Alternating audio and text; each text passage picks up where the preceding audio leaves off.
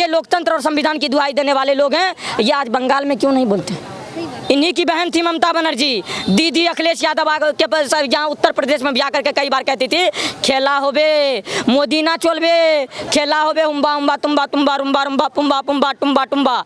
ये चीज़ें ना तो पश्चिम बंगाल के लोगों को समझ आई, ना उत्तर प्रदेश के लोगों को समझ आ रही है, ना पूरे भारत के लोगों को समझ आ रही है। पत्रकार महोदय, जब देश में जीते जागते भगवान को कहा जाता है डॉक्टर, जो जीवन दाता होते हैं, एक भगवान जीवन देकर के भेजते हैं, दूसरा डॉक्टर को कहा जाता है जो जीवन बचाने वाले होते हैं। उनके साथ रेप हो रहा है, उनके साथ रेप हो रहा है। और वो जब उनके हक की लड़ाई के लिए, प्रदर्शन के लिए लोग जा रहे हैं वहाँ पर, तो टीएमसी के गुंडे उन्हें नफरतवादी कह के, उग्रवादी कह के भगाया जा रहा है। टीएमसी के गुंडे थे, लेकिन ममता बनर्जी ने कल बोला है कि ये राम या फिर वाम वाले थे जिन्होंने ये दंगा मचाया। अरे ममता बनर्जी क्या बोलेगी? ममता बनर्जी तो ऐसी कलंक है बंगाल के लिए कि जब से ममता बनर्जी की सरकार मुख्यमंत्री है बंगाल फिर वही बात, आप जब मुख्यमंत्री की बात करते हैं पत्रकार महोदय, तो ममता बनर्जी का तो हम कुछ नहीं कहना चाहेंगे। उनके चरित्र पर तो सवाल किन पे होता है? जिनका कोई चरित्र होता है उन पे तो सवाल नहीं है, उन पे तो कलंक का एक एक प्रमाण है। उसी बंगाल में महिलाओं की पूजा होती है, दुर्गा पूजा मनाई जाती है, महिलाओं को पूजा जाता है उसी बंगाल में। उसी बंगाल की मुख्यमंत्री एक महिला है। वही चीजें हैं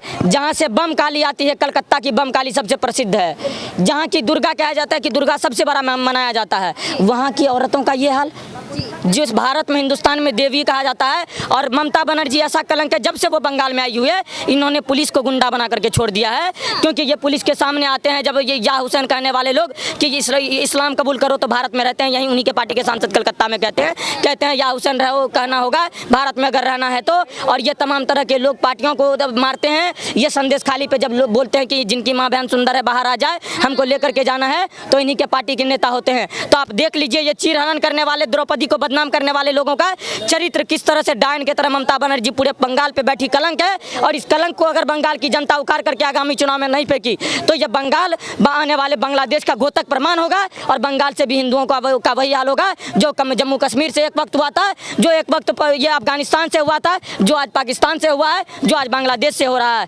आने वाले समय में भारत में भी यही हाल होगा।